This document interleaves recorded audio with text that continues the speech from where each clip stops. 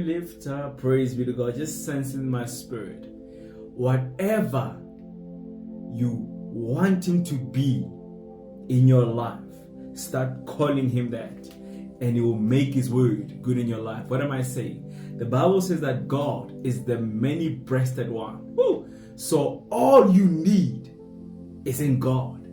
God can be for you all that you need. So if you need to be lifted, He's the lifter of men. Start calling Him. Start seeing Him as one who lifts men. If you are looking for children, start seeing Him as one who gives children to the barren woman. So start seeing Him as that. Start confessing Him as that. If you see Him as a blesser, start confessing Him. Start seeing Him as a blesser. And you will see how He will make His word good in your life. Call Him what you want Him to be, and you will see Him make His word good in your life. He's the many-breasted one. Ooh, all that you need is in God. All that you will ever need is in God. Faith is all you need to get God to work.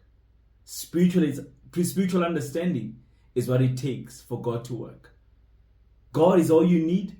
Faith is all it takes for Him to work. And spiritual understanding is what it takes for Him to move. All you need is contained in God.